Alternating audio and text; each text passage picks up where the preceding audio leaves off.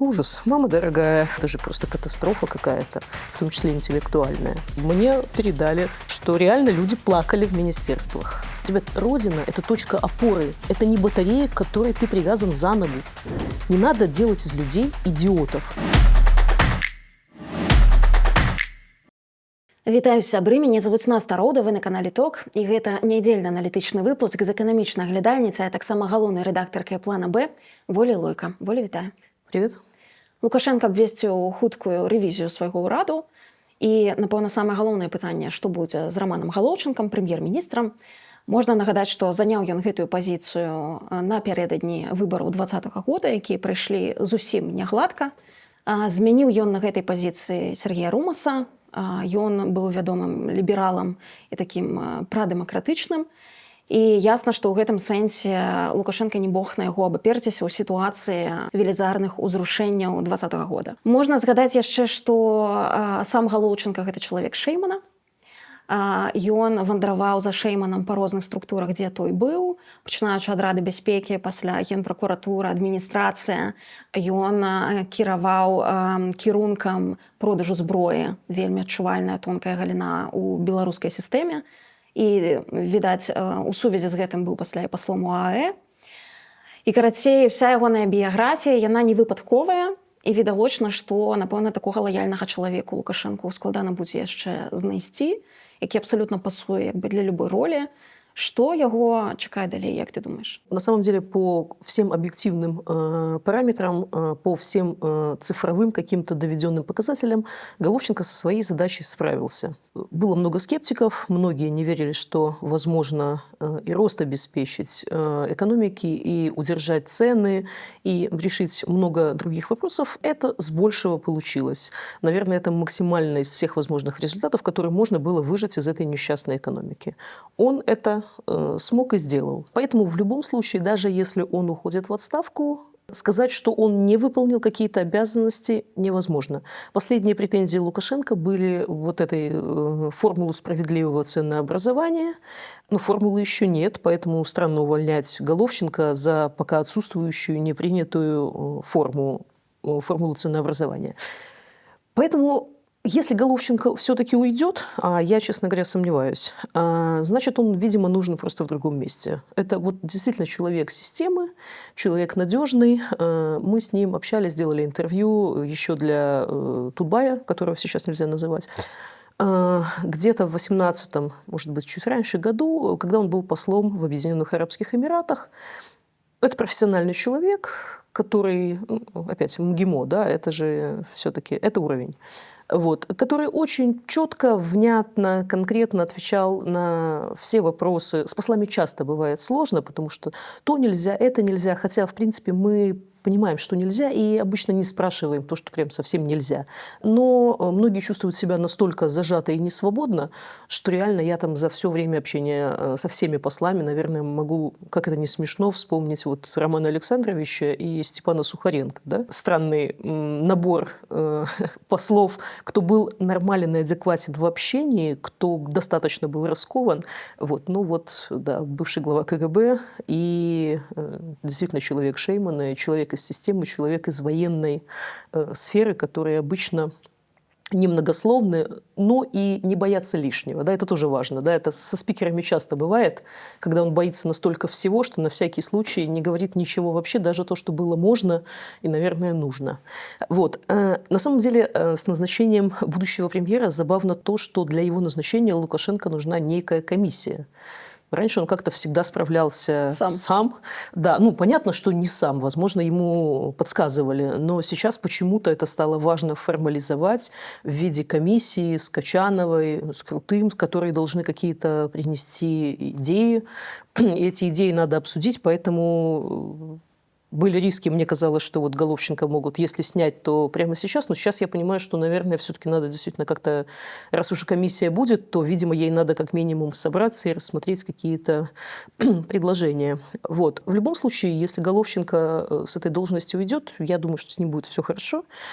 С должностью, кстати, тоже. Ну, должность эта плохая, откровенно, потому что Лукашенко уже назначил премьера, нынешнего или будущего, ответственным за то, что будет со справедливой формулой справедливого ценообразования, ну и со всем остальным, потому что даже по одному отрицательному сальдо прошлого года мы видим, что проблемы накапливаются. Да? За год отрицательное сальдо в 5,5 миллиардов – это очень много. Это настолько много, что это только в половину меньше, чем отрицательное сальдо 2010 года. А все помнят, что после 2010 года случился 2011 год. И трехкратная девальвация, и инфляция, которая должна была составить 8%, а составила 108%. Да? Вот. Все мы написали остроумные заголовки, что стопроцентная ошибка. Ну, в смысле, ошиблись вот, буквально на 100%. Поэтому сейчас ситуация для Головченко, если ему дают уйти в этот момент, это, в общем, считай, повезло. Да. Тем более, что Лукашенко не любит отпускать людей. Вот. Наверное, Сергей Николаевич Румас был один из немногих, кому удалось тогда уйти, забрав с собой Максима Леонидовича Ермоловича, ну и еще там несколько человек. Вот. Поэтому можно поговорить о том, какие могут быть кандидаты. Вот. Что сложно им придется, это очевидно. Из очевидных кандидатов, наверное, кого у нас называют? Ну, Турчин Александр Генрихович. Да, Чалавек уже вельмі даўно знаходзіцца ў абойме лукашэнкаўскай. Абсолютно. Даўно кіруе ключевой областью Минской. Абсолютно. И тогда, когда вот было его назначение, когда он переходил из первых вице-премьеров на область, это было...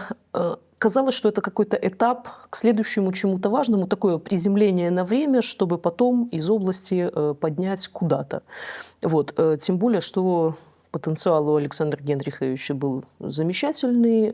Зарубежные инвесторы в Минскую область рвались все, даже те, кто уже был в других областях, они прям просили: слушайте, а можно мы это производство, ну, в общем, к вам? Ну, как, у нас же там вот есть, там в Витебске это специальная зона.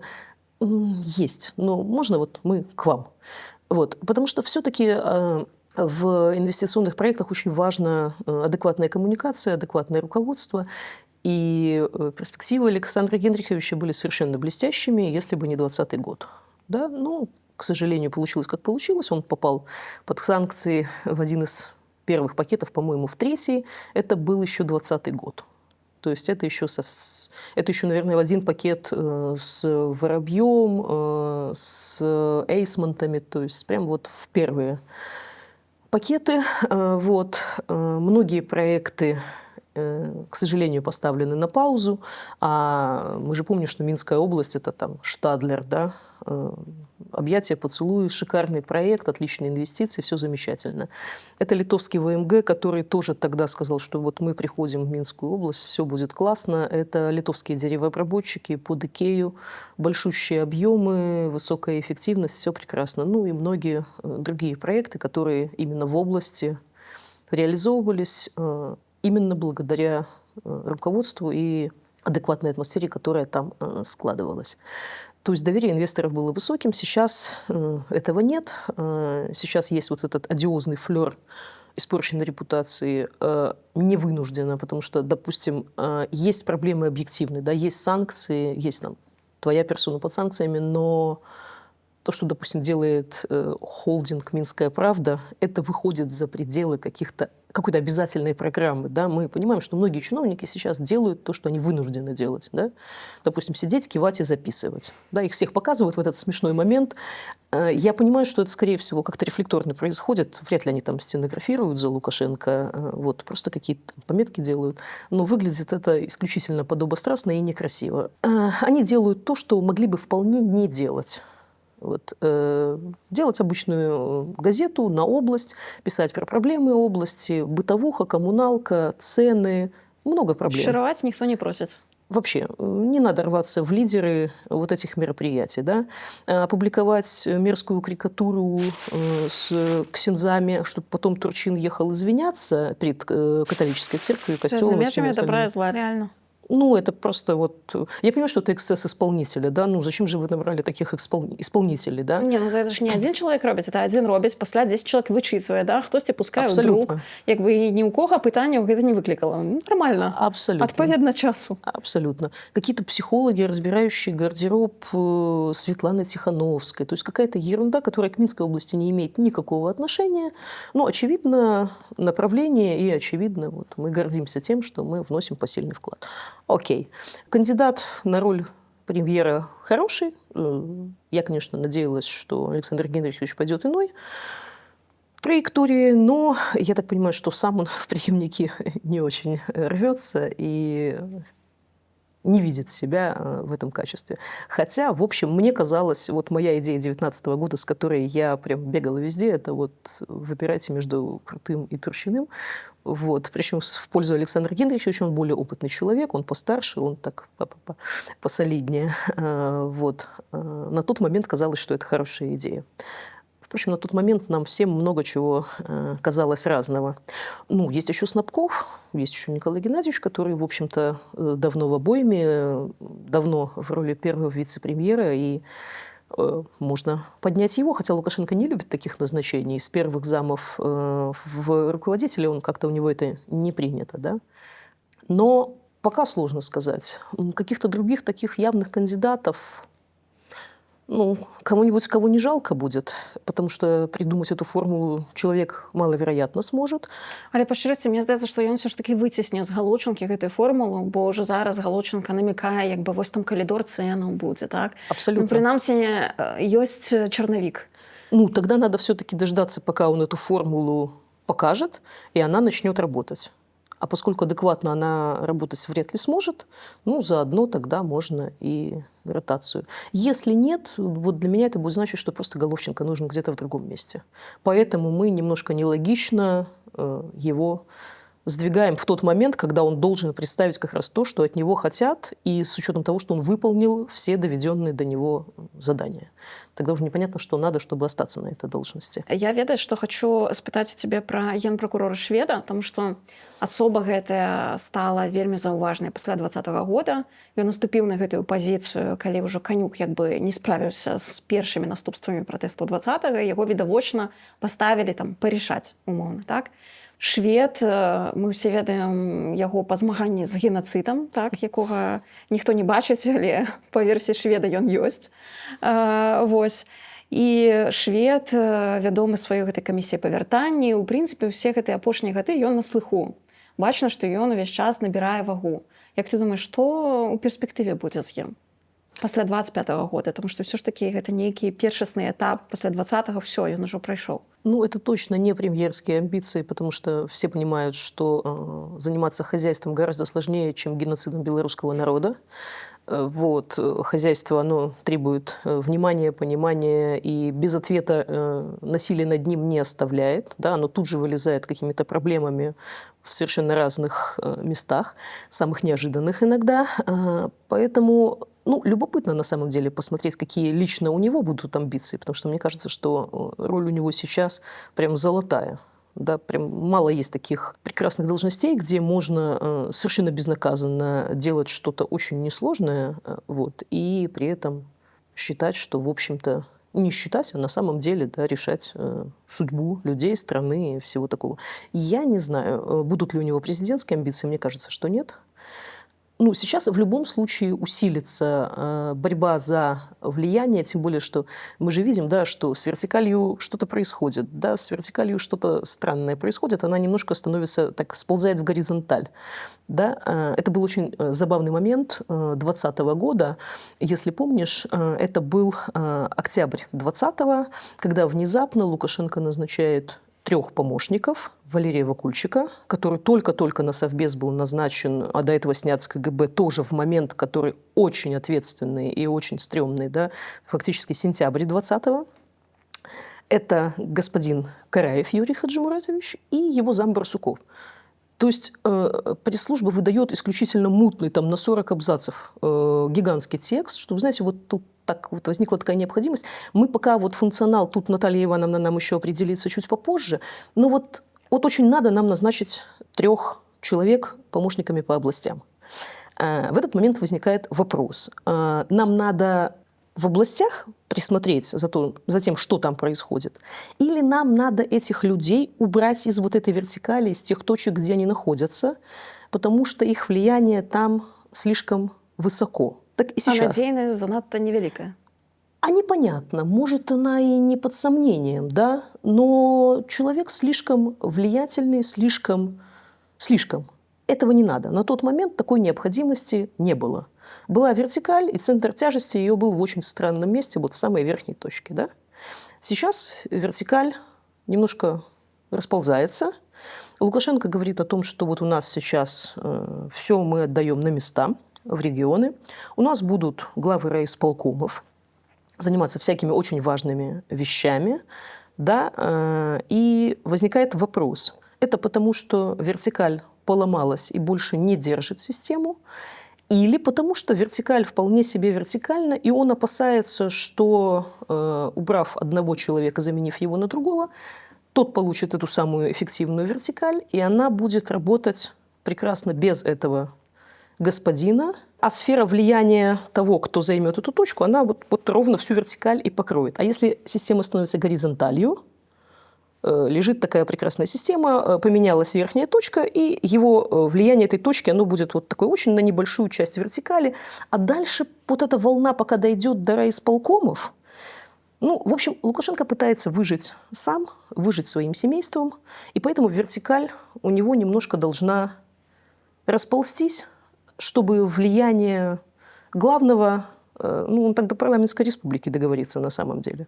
Это будет самое смешное в этой ситуации. Я не могу уявить горизонталь у белорусской системе просто тому, что туды подбираются люди, которые не умеют, не могут принимать никакие решения, которые просто боятся, катастрофічна баяцца любой адказнасці, так, і чыя задача на працягу апошніх гадоў было просто сядзець і нічога не рабіць, так, галоўнае нічога не зрабіць. Вось такая была отрицательная селекция шла просто, главное было задание какое-то получить странное, спустить его куда-то ниже и благополучно, как говорят опытные чиновники, а потом не забыть снять с контроля, да, доложить, что, ребят, все выполнено, там как-то, да, неважно, выполнено, не выполнено.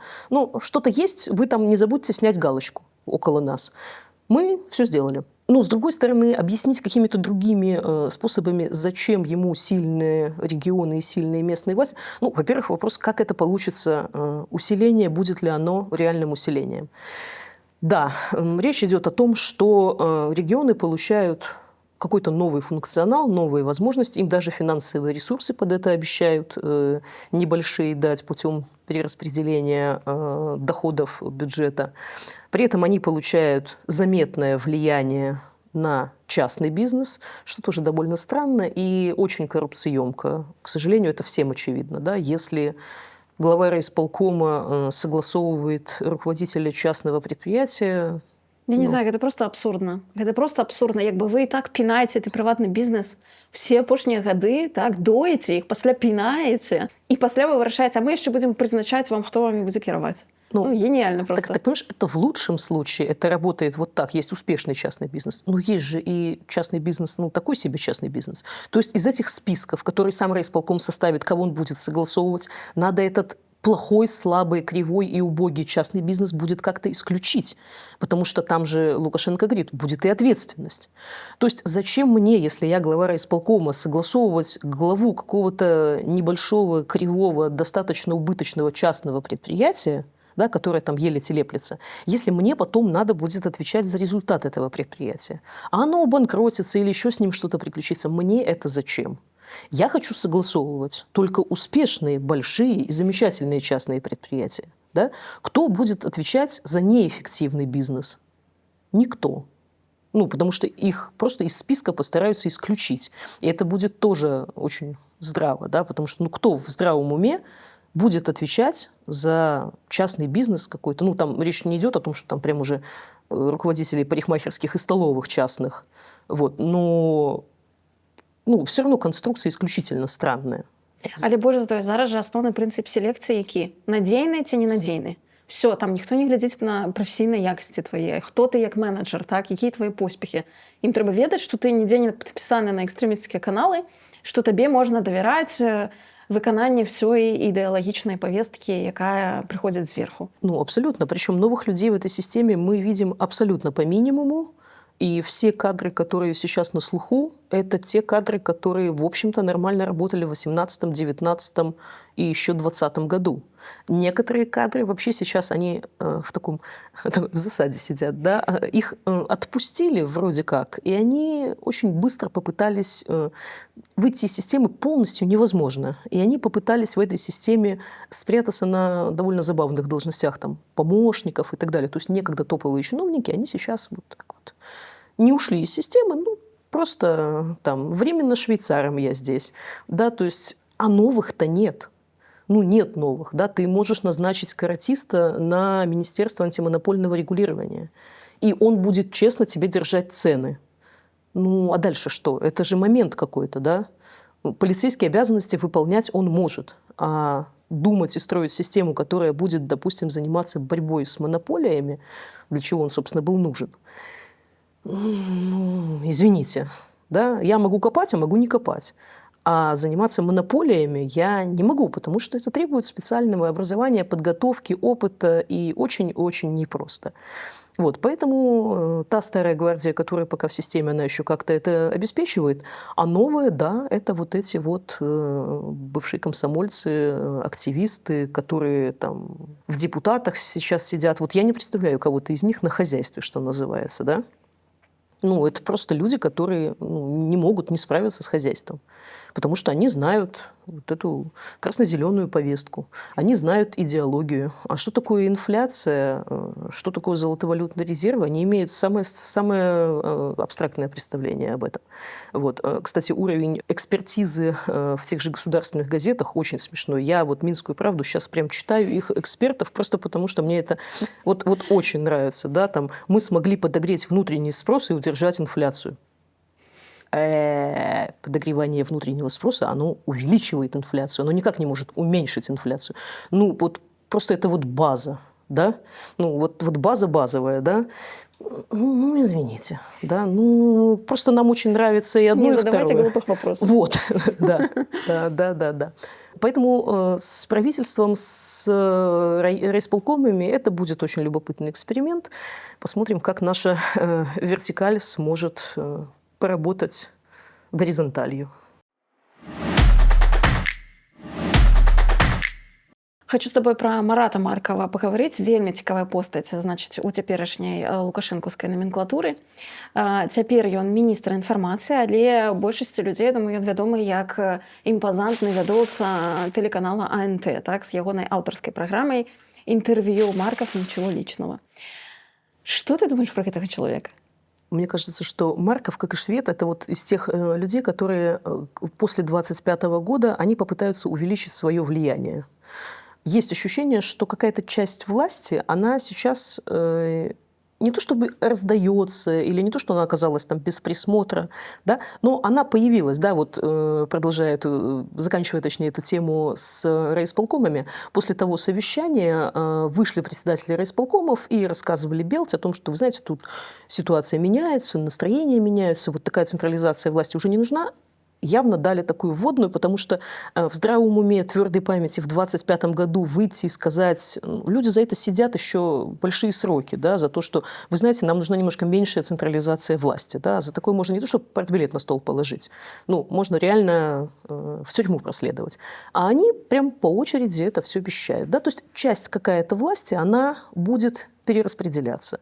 И Марков, мне кажется, это один из тех, кто будет претендовать, да, вот он уже обозначил эту амбицию, что как-то в Белоруссии нет Роскомнадзора, да, очень влиятельного органа, который определяет повестку информационную, который, в общем-то, не только рубильник в руках держит, может там закрыть, открыть, запретить и так далее, имеет очень большое влияние. При том, что в Беларуси эти же функции, они вроде как рассредоточены по нескольким организациям, но в большинстве случаев это организации весьма и весьма серьезные. Да? Я молчу про Мининформ, который часть функций выполняет Роскомнадзора, или про Министерство связи, допустим, да? Но часть функционала Роскомнадзора – это ОАЦ, на минуточку. Трэба сказаць, што гэта самая закрытая структура ў Беларусі на ўзроўні КДБ. Пра кіраўніка ААЦ мы практычна нічога не ведаем. Андрэй Паўлючэнка, так, абсалютна сакрэтная фігура, якая выйшла са службы бяспекі Лукашэнкі, што Да. як бы пацвярджае ўвесь гэты флёр спецслужбаў, так, вось гэтыя людзі без гісторыі, без біяграфіі, без нічога, так. Ну вот Просто одно містычны интервью, нейкі. да, я вот одно интервью с Эвбели, я помню, что я его читала тогда, когда, там, по-моему, к десятилетию УАЦа было, да, очень взвешенное, очень такое грамотное, спокойное интервью, все под контролем. Не волнуйтесь, все в надежных руках. Ну, опять, это же 18-й год травоядный был, когда действительно еще казалось, что, в общем-то, все управляется более или менее разумно. На самом деле, в бизнесовой и экономической среде отношение к УАЦ такое опасливое, как ко всем спецслужбам, но есть ощущение, что у них есть понимание процессов, есть понимание, что на самом деле происходит, да? То есть, если мы говорим об экономике, да, то в любом альтернативном мнении они видят не провокацию, а какое-то здравое зерно. Да? То есть, если я пишу даже на экстремистском ресурсе, что, ребята, Беларусь оказывается в очень опасной точке, где мы выкидываем там своих бизнесменов, мы выкидываем нелояльных, выкидываем западных инвесторов, потому что они недружественные. Ребят, это все ок, это вы молодцы, это вы очень правильно для себя делаете. Но учтите, кто приходит взамен. Взамен приходят русские со своими правилами. Да? Это пока приходят к вам русские, еще ладно, но когда, допустим, придут чеченские русские, вы можете оказаться в ситуации, к которой вы абсолютно не готовы. К такому ведению бизнеса, который вас сильно удивит. Да? И ваши райисполкомы тоже. И вот внимание к таким вещам и понимание таких вещей в УАЦе очень высокая. На самом деле, как и КГБ, это очень закрытые структуры, но отношение к ним такое.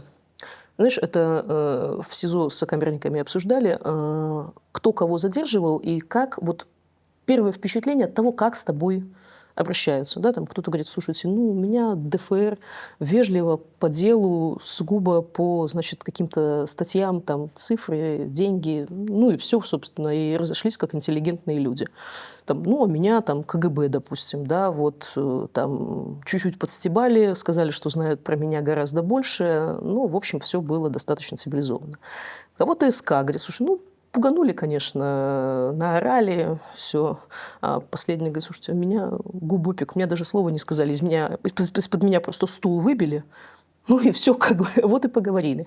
Поэтому УАЦ, КГБ, к ним отношение такое с опаской, но с уважением, потому что люди знают, понимают и решают какие-то достаточно сложные вопросы, вот, и с ними, по крайней мере, можно пытаться, если это речь идет о каких-то экономических вещах, понятно, что политическая установка, с этим ничего не сделаешь. Но когда речь идет об экономике, то есть из-под тебя не выбивают стул, ты можешь попытаться что-то объяснить. Насколько реально из-под УАЦа сейчас достать какие-то полномочия в пользу Белкомнадзора, я не знаю, я не очень верю в перспективы господина Маркова. Таму што відавочна ён гэта гаворыць не проста так, а з тым, Нет, каб конечно. умоўна стаць на чале падобнай структуры. Абсолютно. Но, слушайте, к людям, которые не могут своей собственной передачей обеспечить более или менее приличное число просмотров, я вообще отношусь скептически. Имея такой ресурс, имея вот эту всю мощь, всю машину, да, вот не получается. Поэтому люди рвутся в чиновники. Можна сказаць, што ў ягоных праграм на Ютубе прыкладна там 4, 6, 8 тысяч праглядаў звычайна, у топавых просмотраў пад 30 тысяч, может быть. Да, и речь о топовых спикерах, да, о доступности. Ему доступны любые спикеры, абсолютно. Это нам с тобой, чтобы с кем-то поговорить, прям надо большие усилия приложить, да, и то не факт. И дело не в нашем терроризме и экстремизме. И до этого не государственным СМИ приходилось очень много усилий прилагать, чтобы что-то получить. Здесь тебе доступно все, у тебя любые ресурсы, у тебя ресерчеры, а на выходе продукт, который не очень. Поэтому Роскомнадзор их не спасет, потому что какой-то дополнительный функционал, он может перетянуть на себя. Будет ли этот Белкомнадзор эффективнее, допустим, чем УАЦ, я сомневаюсь. Я сомневаюсь, и как раз потому, что скамейка короткая, что нет там людей, которые могут вот сделать что-то такое за пределами каких-то очень, очень какого-то простого функционала своего. Про Маркова яшчэ, канешне, тут як фарбай варта таксама даць акцэнт, тое, што ён жа мае Харлі Дэвідсон матацыкл і быў заўважаны побач з Віктарам Лукашэнкам. Мы ўсе ведаем, што людзі, якія ў Беларусі маюць Харлеі, гэта элітарны клуб, калі Віктар Лукашэнкі сфармаваны, і відавочна там розныя бонусы ім з боку ўлады ёсць. І ўвогуле гэта спосаб наблізіцца да самай верхушкі, так? Пад'ехаць. Дакрануцца да верхушкі. Таму гэта ўсё не проста так. Плюс сам жа Маркаў, ён жа выхадзец з Сувораўскай вучэльні і вайсковай акадэміі. Ягоная вайсковая кар'ера, праўда, ў нейкі момант даволі хутка абарвалася. Не зусім зразумела, што стала прычынай і чаму ён раптам з вайсковай кар'еры пераскочыў у кар'еру тэлевядоўцы, так, і пасля дарос да міністра інфармацыі, але ўсё гэта выклікае шмат пытанняў, але відавочна, што ў яго ёсць агромныя амбіцыі, так, таму што яшчэ не было ніводнага міністра інфармацыі, хто паралельна вёў сваю там перадачу ў прайм-тайм на галоўным канале. Знаешь, даже Харли Дэвидсон спасает не всех. Я вот господина Шуневича вспоминаю, он тоже, по-моему, из мотоциклистов, из вот тех... Теперь? Да, охотник и рыболов почетный. Ну, с другой стороны, возможно, это показатель. Да? Сейчас, я говорю, сейчас несколько вот топовых людей, о ком я знаю, они занимают сейчас очень странные должности. Вот. И, ну, возможно, сейчас, во времена тирании, действительно надо выжить. Вот, и общество охотников и рыболовов, ну, в общем, почему нет? Але ведаеш, ён жа пры ўсім пры гэтым здаецца даволі ліберальным, так, ён не заклікае да жывадзёрні нейкай, так, да расстрэлаў, і ён не выступае супраць беларушчыны, напрыклад, ён яўна сцябе Ольгу Бондараву, і наколькі нам вядома, ён таксама датычны да тэлеграм-канала «Графач», дзе таксама шмат сцёбу бок таких персонажей, як Бондарова, ну и ўвогуле. И это, наверное, тот канал, который остроумнее всех шутит над беглыми. Вот, спасибо. Всегда приятно, когда над тобой иронизируют так достойно, да, без вот этих всяких похабных перехлёстов, а так тоненько и в тему. Да, так что канал очень симпатичный. Действительно, есть слухи, что Марков сам опровергал, кстати, что это его канал, но... Никто не верит? Нет, никто не верит, да, потому что иногда там инсайды всякие случаются. Ну, такой, это голос здравого смысла с той стороны, вот, с которым, к которому многие прислушиваются и здесь. Так, інфлюенсер такой. Ведаеш, я зараз таксама апошнія тыдні назіраю, як прапагандысты проста укуражацца з нагоды таго, што USAID прыпыніў фінансаванне на 90 дзён. То бок многія незалежныя ініцыятывы СМІ засталіся без фінансавання на перыяд як мінімум 90 дзён, без амерыканскіх сродкаў, якія падтрымлівалі іх у эміграцыі. І, канешне, для іх гэта спосаб, нагода паздзекавацца з усіх незалежных журналістаў у тым ліку і паказаць, якія мы тут, значыць, все бяздарныя, нічога не можам і жывем за кошт грантаў. Але ведаеш, што я думаю, калі вось усё гэта слухаю, што давайте на вас паглядзім, так? Таму што ў роўных умовах я ўпэўненая, што проста гэтых дзяржаўных СМІ б не існавала. І не таму, што мы б заклікалі іх закрыць, проста яны б загнуліся за кошт сваёй незапатрабаванасці з боку грамадства. Таму што зараз, калі ты глядзіш, колькі сродкаў туды ўліваецца і што мы маем на выхадзе, які выхлоп, то ён проста смешны. Да, выхлоп, конечно, исключительно убогий. Да, люди сидят на бюджетном финансировании. Ок.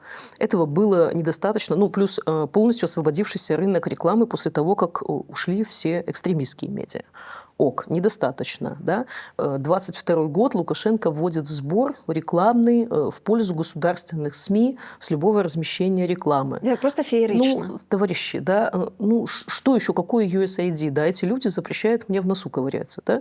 Ну, вы просто совершенно бездарно проедаете эти деньги с настолько минимальным выхлопом, ну, который просто... Ну, вот мы уже вспоминали муковозчика, которому вот я и наша Нива совместно обеспечили хотя бы 150 прочтений, потому что иначе он бы просто вот написал в никуда. Да? Ну, реально это не имеет влияния. Да? Это то, что тот же USAID требует с нас, да, импакт. Да, наверное, кошмар любого журналиста. Раньше KPI был всегда в просмотрах, сейчас вот импакт. Да? Ну, вот импакт вот этих простыней абсолютно одинаковых информаций, которые совершенно непонятно в каком году, когда и кем написаны. Там, Качанова говорит о важности, там, стабильности там, Беларуси. Ну, она говорила там, в 18-м, 19-м, 20-м, постоянно говорит, ребят, кто это будет читать и на что это должно влиять? Кто-то забыл? Во-вторых, если вот просто читать белорусские газеты, совершенно невозможно понять, что происходит. В Беларуси, в мире, еще где-то. Вот я, честно, пыталась читать белорусские газеты вынужденно. Это не я, меня заставили. Вот, потому что, чтобы пытаться понять ситуацию в стране, в условиях СИЗО это сложно, и ты читаешь государственную газету, которую тебе приносят бесплатно, так сказать. Государство тебя перевоспитывает. Понять, что происходит в стране, невозможно по определению из этих газет. Там нет информации. Там есть немножко пропаганды, чуть-чуть идеологии, немножко рецептов и гороскоп. Информации там нет. Ну ладно, нет и нет. Мало ли, слушай, может, нет такой потребности, да? YouTube-каналы, миллионные подписчики, миллион роликов, просмотры 1000, 2, 1,5.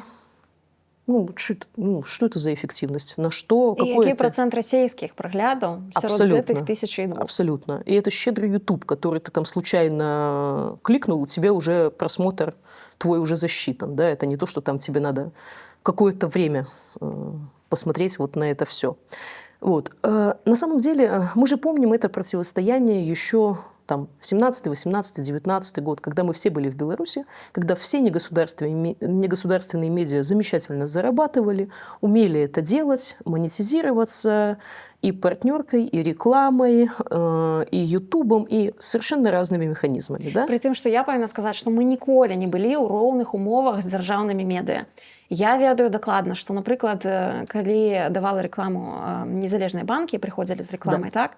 Я ведаю дакладна, што быў збор дзесьці там вот у прагладных кабінеціках. Ім было загадана, што вы з такога-то дня не маеце права даваць рэкламу на дзяржаўныя СМІ, інакш будуць такія наступствы. Кшталту Абсолютно. прымаць рашэнне. Ну, это нормально? Это нормальные ровные Абсолютно. умовы, у якіх мы можем Мы монетизоваться? помним 20-й год, когда от нас, от Тутбая, допустим, постепенно отсекали всех крупных рекламодателей, им просто звонили и запрещали. Было несколько исключений, это было очень забавно, когда внезапно там на Тутбае снова появлялась, допустим, реклама Даны.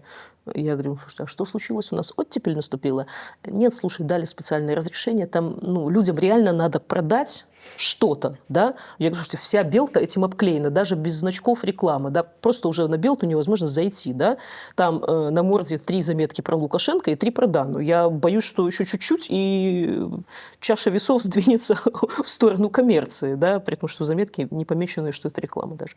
Ну, после этого их пометили, видимо, там сказали, кому надо. То есть эффективность не госсми все равно была выше. И мы тоже анализировали, думали, как, почему у них не получается, допустим, да. И с одним очень крупным чиновником, мы его сегодня даже, по-моему, вспоминали, мы имели диспут, я писала репортаж и доставала его вопросами, которые, надо было ответить, чтобы получилось то, что должно было получиться.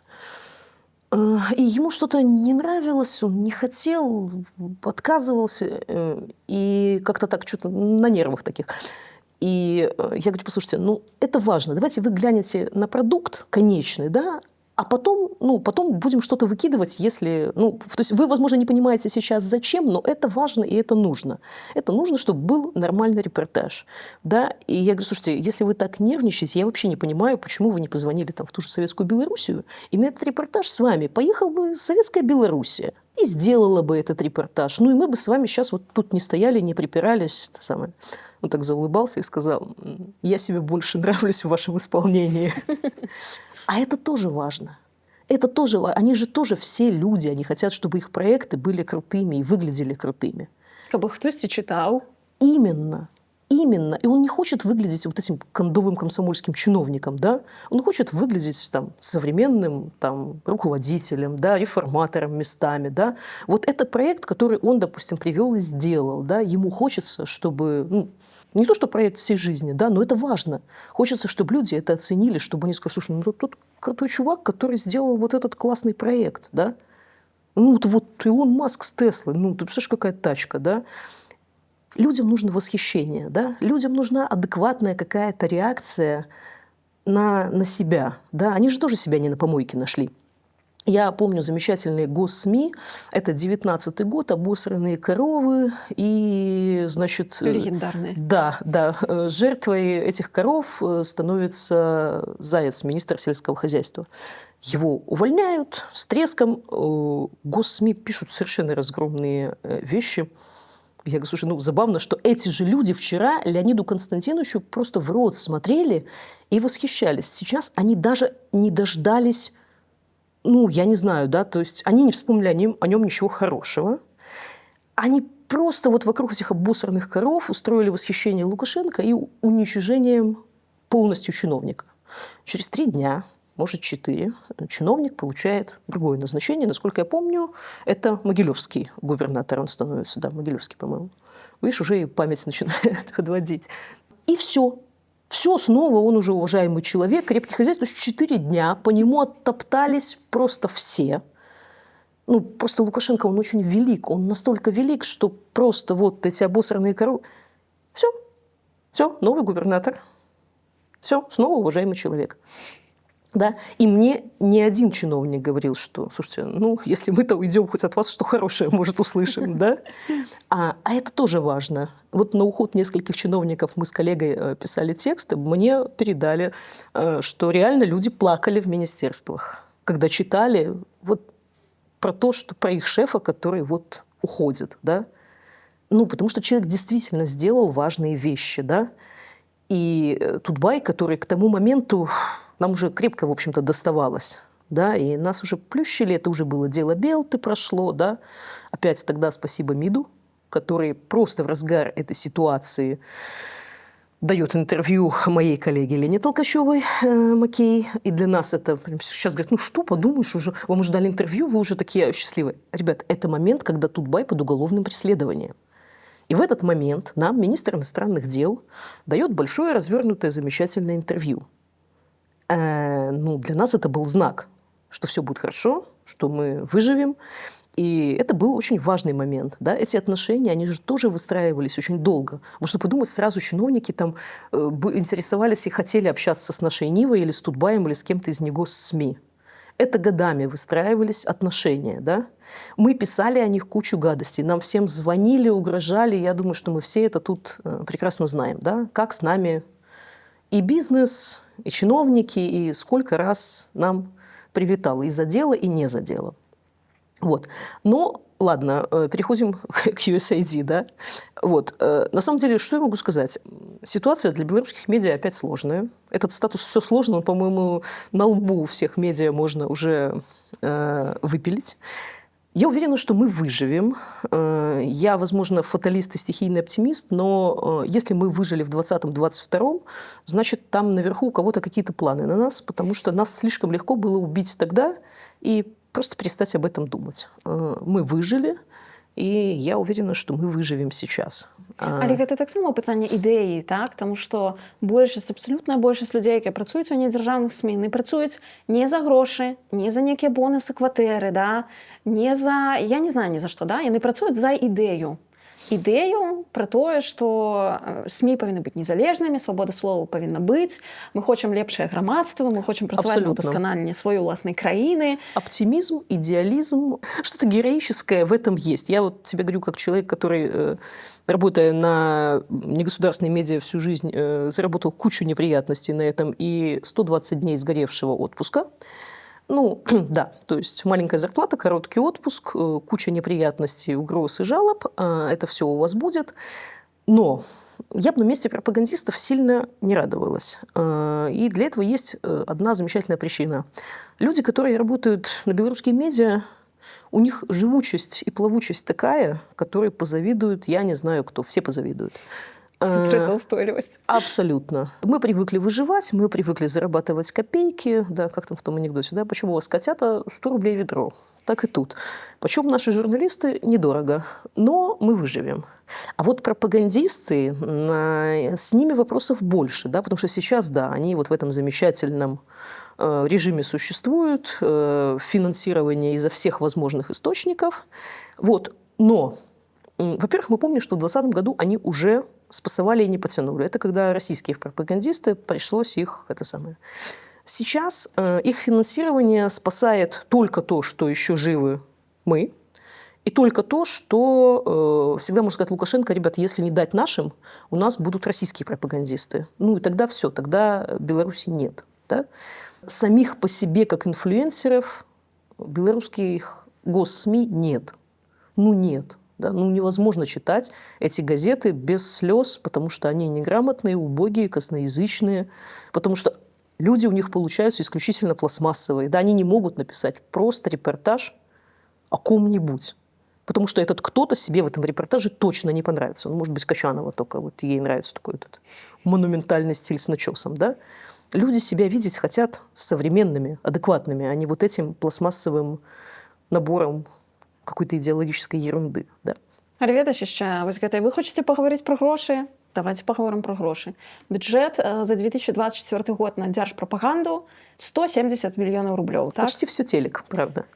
Да, амаль все заходзіць на тэлебачанне, не дзяржаўнага тэлебачання ніколі ў Беларусі не было. Это все просто тотальная прапаганда, якая працуе на абслугоўванне рэжыма, так?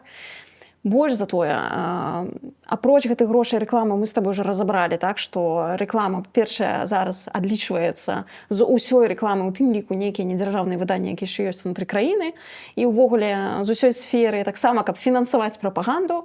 Ну і зноў жа, гэтыя грошы, адкуль яны ўзяліся, так? Гэта падаткі. Атрымліваецца, што проста ўсе людзі фінансуюць азаронкаў, гладкую і так далей, і так далей, і так далей. То бок увесь гэты банкет за нашы грошы, так? За грошы людзей, якія плацяць у Беларусі падаткі, так?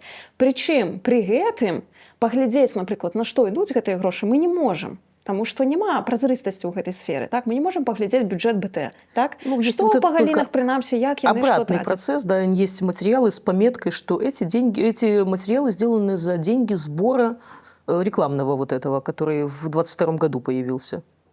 Не стоило беспокоиться ради того, чтобы сделать вот это. Ну, серьезно, не стоило.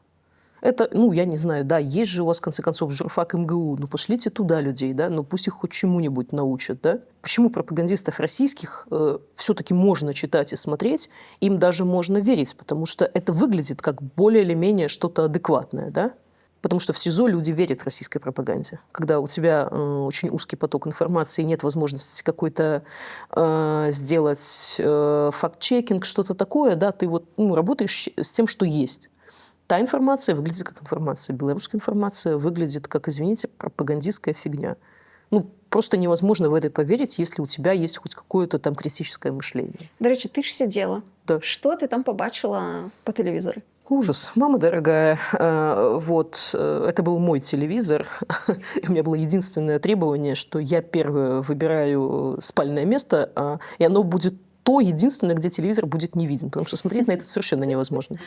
Знаешь, уровень белорусских проектов, даже калькированных с российских, он настолько слабее. Ну, товарищи, да, ну вот эти вот популярные передачи типа X-Factor, да, где там выходят и поют люди, да, там типа «Голоса», вот это все, это очень популярно, Фактор естественно, Бай, в СИЗО, да. да.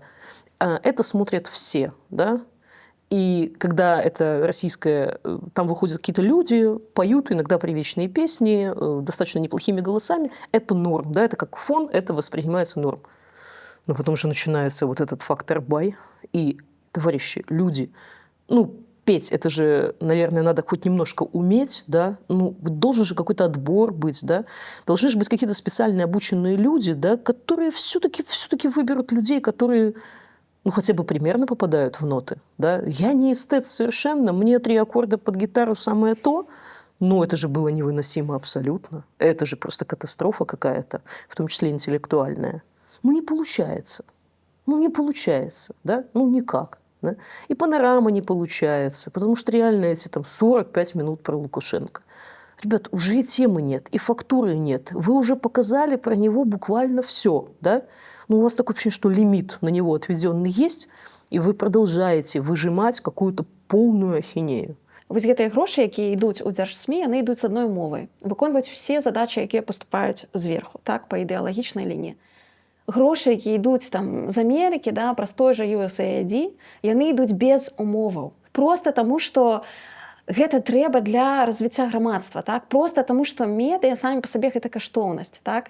Ніхто ў Беларусі, ніхто ў рэжыме не разумее, што медыа гэта каштоўнасць. Гэта проста інструмент уладны. Все. Так успрымаюцца ўсе гэтыя тэлеканалы, все гэтыя наменклатуршчыкі, якія прызначаюцца кіраўнікамі каналаў. Гэта тыя ж самыя чыноўнікі. Медыа зараз, незалежныя медыа, яны існуюць самі па сабе як каштоўнасць доступу да свабоднай праўдзівай інфармацыі. І іх падтрымліваюць без умоваў, што ты павінен пісаць тое ці тое. Ніхто не дыктуе гэтым медыа, што пісаць. Вы робіце тое, што вы лічыце правільна патрэбным рабіць і пісаць.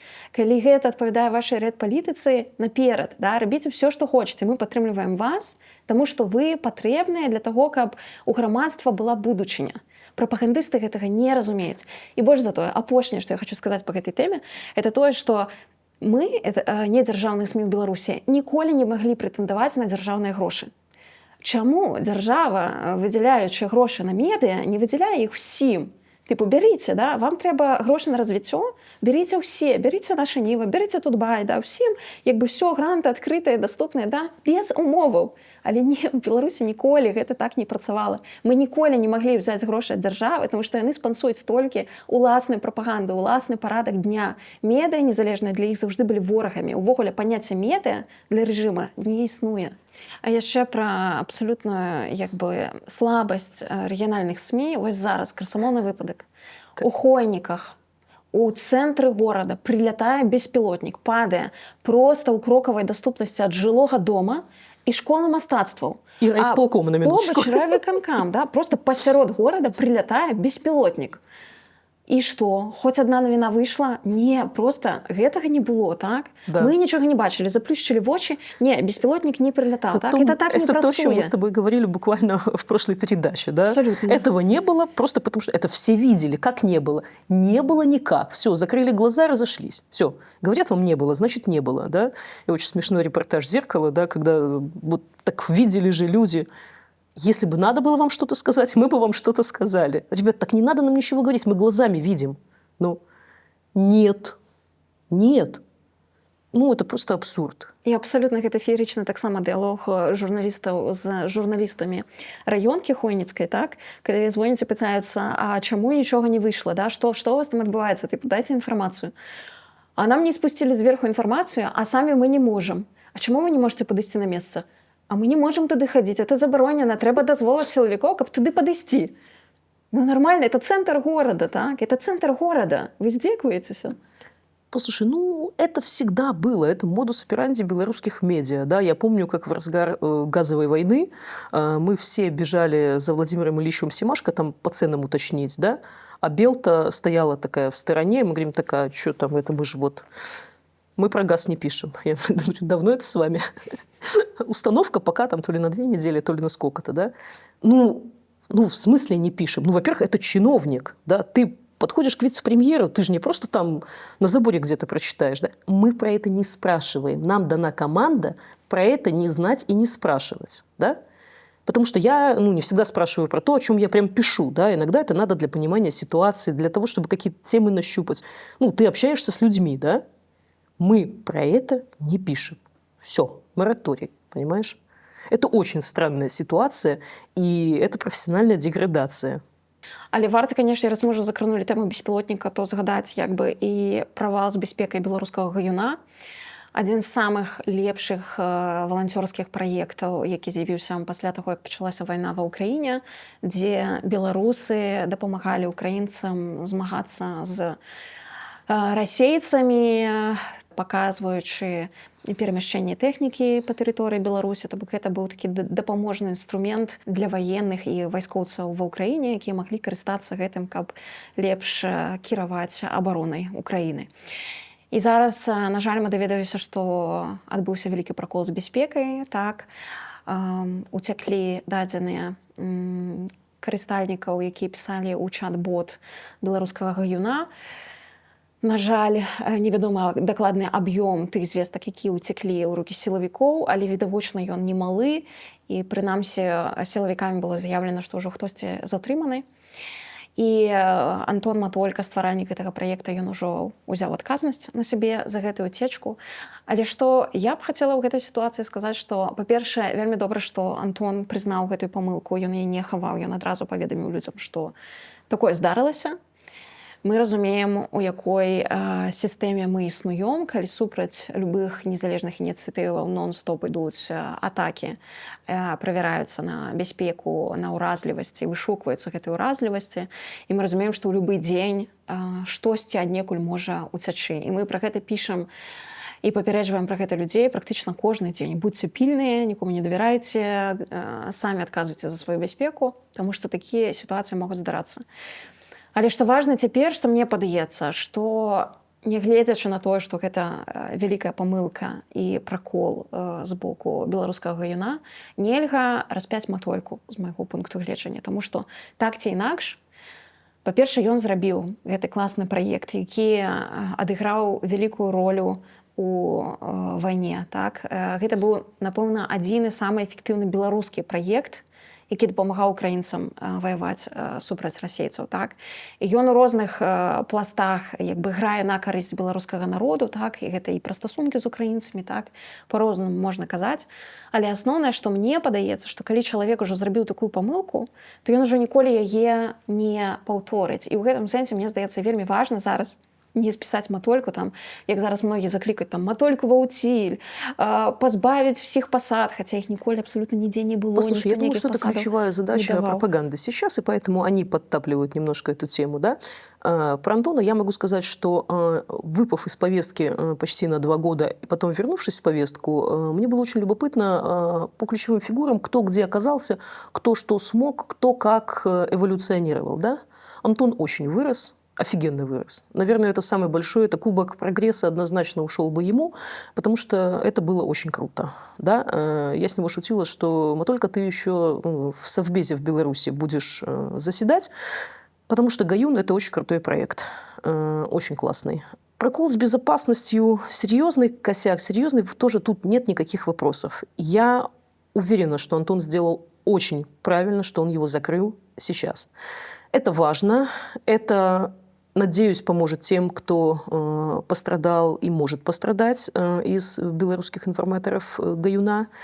Это важно, и кто говорит, что вот он слабак, сразу слился, что закрыл проект. Ребят, проект уже сыграл в 2022 году, и в 2023 году, и в 2024 году. Он был исключительно нужным и полезным. Мало что было таким полезным в эти годы. Сейчас ситуация меняется, меняются роли таких проектов. Если ситуация будет развиваться дальше по военному сценарию, поверьте, будут другие проекты. Их сделает, может, Антон, может, другие люди, они будут. Но сейчас запрос на него несколько снижается, и очень правильно, что мы пытаемся спасти людей. Потому что важно сохранить доверие этих людей.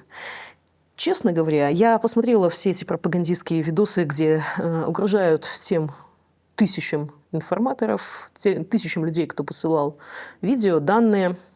Я уверена, что этого не случится. Есть у меня внутреннее ощущение, что сейчас в условиях того, что переговоры по Украине могут начаться вот-вот, это ощущение есть. В условиях того, что в Беларуси исключительно важны эти отношения, о чем сам Лукашенко не раз говорил там за последние полгода, я уверена, что да, несколько показательных могут устроить, там, задержав людей, неважно даже за что. Да. Мы же всегда понимаем, что там часть людей, якобы задержанных, допустим, там, за там, посылание информации экстремистскому формированию, на самом деле задержаны за что-то другое. И по суду часто видно. Там, они давали информацию, допустим, «Зеркалу», а судят их по 342, то есть по другой статье и за другое. Просто до кучи, чтобы дискредитировать наших коллег, вот говорят, что на самом деле вот мы виноваты, вот они, да, это «Зеркало» виновато. Ну, нет. Да? Так и здесь. Я уверена, что массовых задержаний, массовых охоты на ведьм не будет.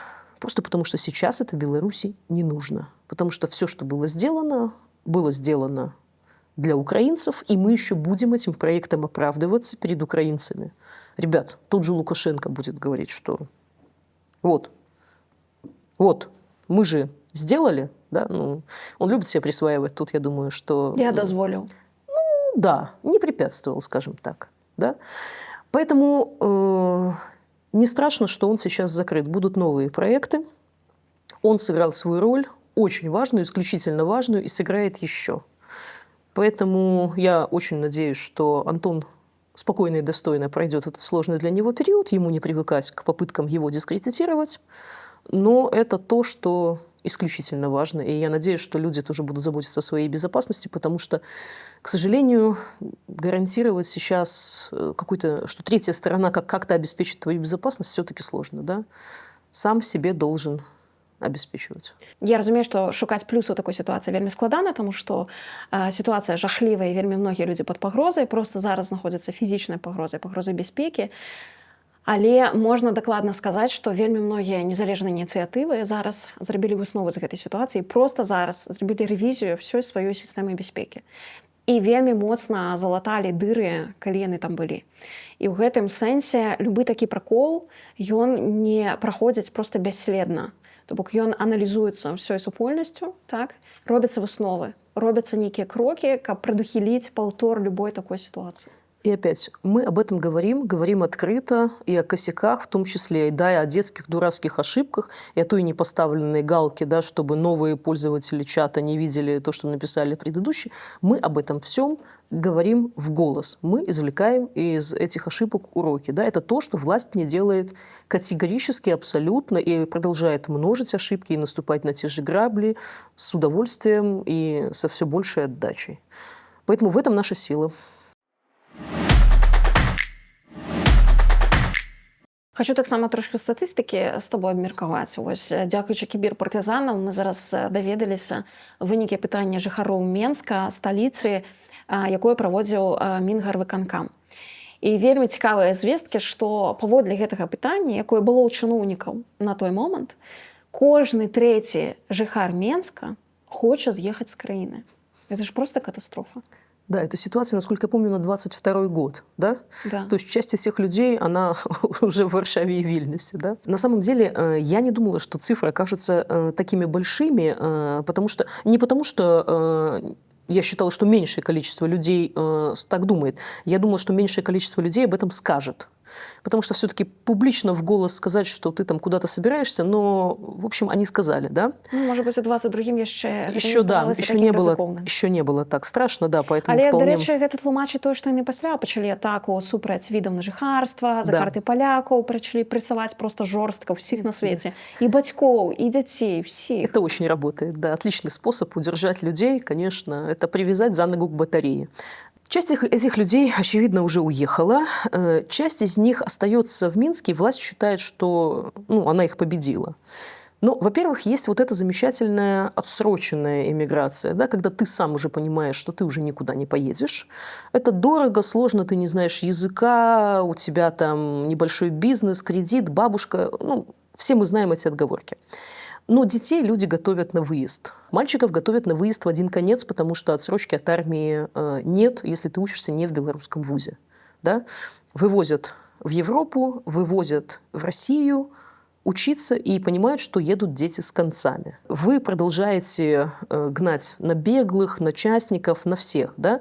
При этом уже недавний опрос 24 года Бероковский, 70% родителей сказало, что видят своих детей на фрилансе или в частном бизнесе. Это фантастическая цифра. На следующем месте только силовики с 20% и госслужба 16%. А работать в найме на частника или на государство, по-моему, там около 2%. Это вот то, как люди видят перспективу. Да? Если в Беларуси не будет частного бизнеса, эти люди в Беларуси не будут видеть перспективы, потому что своих детей они видят именно там. И на вопрос, почему, там же стресс, и там же неопределенность высокая, они говорят, мечта, свобода, богатство. Да? Ребят, 24-й год в Беларуси люди говорят о мечте, о свободе и о богатстве. Да? Не о гарантиях от государства, да? Что тебе какие-то убогие копейки кинут, чтобы ты, не дай бог, не помер, да? Написав предсмертную записку, что в моей смерти прошу винить Лукашенко. Да? Ты должен как-то выжить, но не более того. И да, люди хотят лучшей жизни. Не себе, так детям. И это ужасно. С этой проблемой не работают. Ее отрицают, ее пытаются ужесточением и закручиванием гаек порешать. А мы вам не поменяем паспорта, а мы вам не дадим, значит, аттестаты, а мы вас за ногу к батарее. Да? Ну, значит, уедут дети без аттестатов. Значит, уедут дети и будут доучиваться еще там год или сколько-то в Польше или в Литве в школах. І ведаеш, што мне яшчэ падаецца тут такі красамоўны факт, што сапраўды вельмі многіх чыноўнікаў ці людзей сістэмы дзеці вучацца ў замежжы. Асабліва ў якім-небудзь там Лондоне, так, у вельмі прэстыжных, вельмі паспяховых і развітых краінах. Так?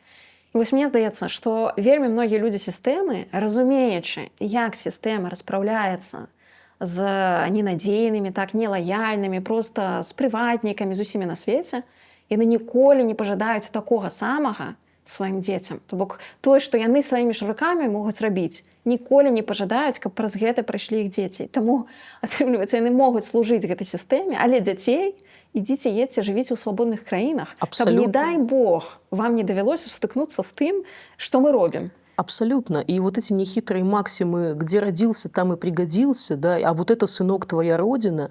Ребят, родина – это точка опоры, это не батарея, к которой ты привязан за ногу. Не надо делать из людей идиотов. Люди видят, где лучше. Да? Люди пытаются детей спасать. Да? Мне жалко за тех пацанов, которые реально вот их отправляют в один конец. Они никогда не увидятся с этими бабушками, да, оставшимися в Беларуси. Это просто фантастично. Вот это геноцид белорусского народа. Да? Вот на наших глазах. Просто насовсем с вещами отправляют детей. Ну, в лучшую жизнь, надеюсь. Ну, то, что это видел Мингорисполком, видели власти в 2022 году и предприняли то, что они предприняли, ну, вот это тоже соучастие в геноциде белорусского народа. І яшчэ дзве красамоўныя лічбы з гэтага даследавання, што неабароненымі ад самавольства чыноўнікаў палічылі сябе 43% рэспандэнтаў. І толькі 4% звязвалі надзеі на паляпшэнне свайго жыцця з мясцовымі ўладамі. Ну, это, видимо, сами члены райисполкомов, их семей и так далее. Да? Ну, если что, позвоню папе. Просто провалішча. Да. Да. І пасля гэтага яны будуць расказваць, што там больш за 80% падтрымліваюць існуючы рэжым, і ўсім вельмі падабаецца жыць у цяперашняй Беларусі. А главное, эти две цифры не сопоставить в одной заметке.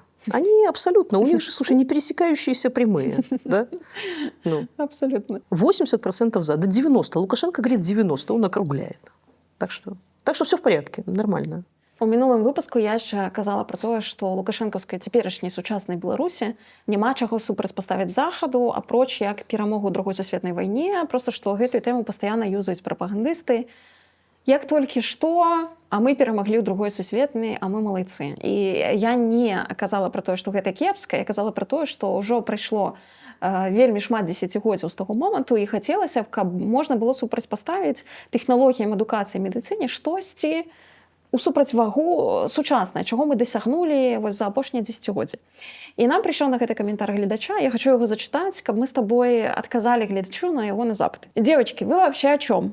Отставание у вас в головах. Беларусь при Александре Григорьевиче стала космической державой. Налажен выпуск автомобилей и сельхозтехники. Налаживается самолетостроение. Развивается атомная энергетика. А куда девать излишки электроэнергии, так поляки уже взвыли с приходом Трампа. Вот закончатся бесплатные кредиты от МВФ, и поляки раком приползут вымаливать электроэнергию в РБ.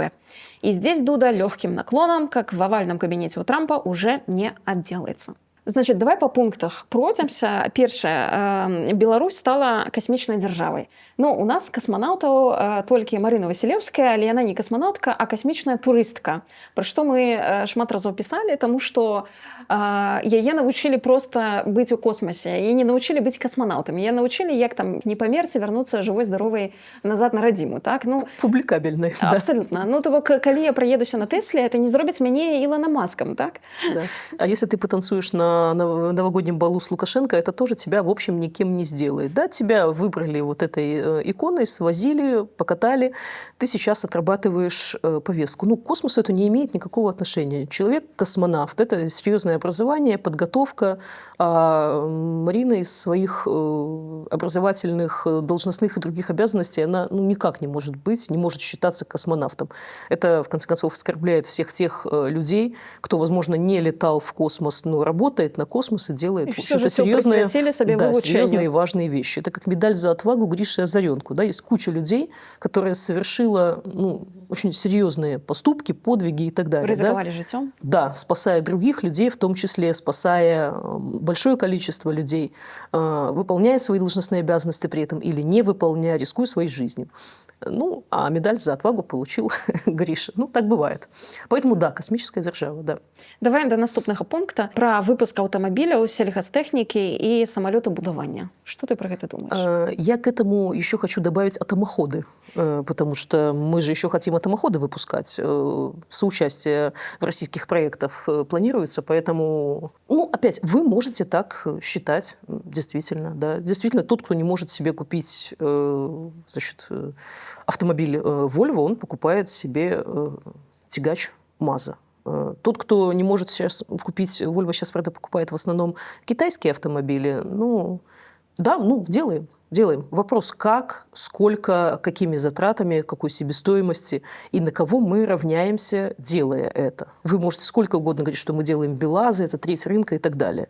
А половина БелАЗа – это двигатель Каммингса, который вы замещаете, пытаетесь заместить опытный образец двигателя к 2025 году, обещаете сделать.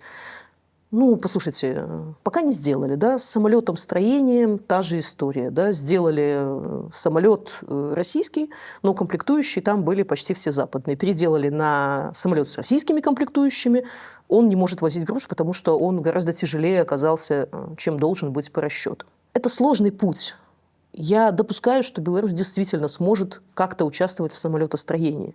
Но вы еще в таком начале этого пути, да, чтобы вы подождали, пока этот самолет встанет на крыло, хоть раз куда-нибудь слетает, как та же Василевская, а потом уже скажете, что вот это белорусский самолет, и он летает. Да? Пока ваш самолет летает только в ваших фантазиях. Примерно так же, как и ваш пароход. Что там у нас еще? И апошні пункт про то, что поляки припаузуть вымаливать у нас электроэнергию. Да, очень смешно. На днях у нас тарифы на электроэнергию поднялись на 12%, а инфляция планируется на уровне 6%. Тебе не кажется, что нам кто-то врет, да? То ли инфляцию как-то недооценивают, то ли не верят, в дешевую электроэнергию. Во-первых, не очень понятно, зачем Дуде ползти именно к Лукашенко. Он может прям к Трампу ползти, на что там тоже намекают. А во-вторых, вы вначале обеспечьте свой народ более или менее дешевой конкурентоспособной электроэнергией. Да? Вы еще не рассчитались за первую АЭС, а уже хотите вторую АЭС. На самом деле, с другой стороны, это же 6 миллиардов долларов. Мы хотим 6 миллиардов долларов, а не вторую АЭС. Если бы можно было взять 6 миллиардов долларов и не брать вторую АЭС, то это было бы вообще идеально. К сожалению. Зато ВВП, видишь, как будет расти у нас еще, благодаря второй АЭС.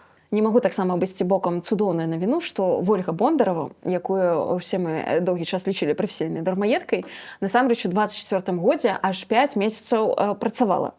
І цікава, што зараз стала вядомае месца, дзе яна працавала, дзякуючы кіберпартызанам і дзякуючы журналістам партала Люстэрка. Гэта аказалася кругласуткавая мінская сауна, у якой стаіць двуспальны ложак, прыгожа ружовымі колерамі, падсвечаны, выклікаюць усё гэта вельмі дзіўныя асацыяцыі. І больш за тое стала зразумела, што кіруе гэтай саунай Анатоль Бамбіза, які таксама камуніст, як і Ольга Бондарова, і, прафесійны даносчык, як і Ольга Бондарова. І больш за тое, журналісты адкапалі скриншот з аднаго з ролікаў, дзе на публічным мерапрыемстве яны трымаюцца за руку і ідуць разам, як парочка, так? При тым, што у Ольгі Бондаровой ёсць муж.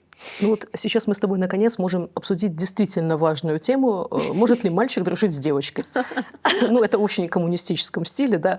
Я не удивляюсь, что они все пропагандисты, доносчики, коммунисты, да. У них все всегда так. Моральные ценности, да, а потом круглосуточная сауна с койкой.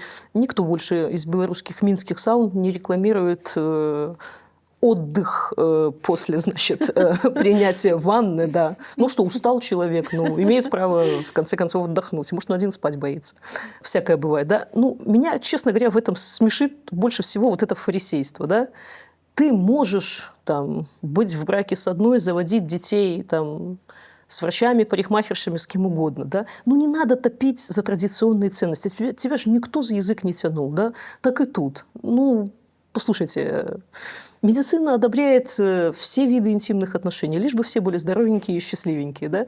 Но не надо при этом топить за традиционные ценности. Ну, вот этот коммунистическое это фарисейство, вот оно всегда так, да? Вот обязательно надо какой-то, понимаешь, и бизнес обязательно должна быть какая-то сауна, значит, с какими-то двусмысленностями и так далее. Вот. На самом деле ценности белорусского общества куда более традиционные, чем вот у тех, кто пытается это общество учить. Польское, кстати, в том числе. Да, тут такие прям суровые традиционные ценности, что прям, ну, даже не знаю. Вот. А так очень мило, я очень за них рада. Да, может, не такая злобная будет гражданка. І самае цікавае, што нават прапагандысты ўжо ва ўсё выкарыстоўваюць гэтую тэму і весяляцца як могуць, ствараючы розныя мемчики и карыстаючыся фотошопом. Слушай, ну у нас, видишь, проблемы с этим, да, настолько стерильно все, да, нету какой-то вот этой пикантности, нету чего-то такого вот милого, да, это вот телефонный разговор со стаканчиками, которые, ей-богу, Наталья, да, с Дмитрием могли бы быть как-то, да. Ну, в общем, как-то это все слабо, да, не тянет это все на какой-то такой, affairs какие-то такие вот что-то скандальное и так далее. В общем, спасибо журналистам, которые порадовали всех чем-то милым, интимным. И да, я считаю, что мальчик может дружить с девочкой и за руку тоже держаться, если что. Да, побольше добрых навін на мастушку. Дзякуй, Воля, дзякуй, сябры, што былі з намі. Падпісвайцеся на канал ТОК, каб не прапусціць новыя гутаркі, аналітычныя выпуски інтэрв'ю з эканамічнай глядальніцай і галоўнай рэдактаркай Плана Б Воляй Лойка. Я нагадаю, што нас можна падтрымаць рублём проста на Ютубе, націснуўшы на кнопку «Супер, дзякуй» пад гэтым відэа. Мы будзем вам за гэта вельмі ўдзячныя. І дзякуй, што вы з намі.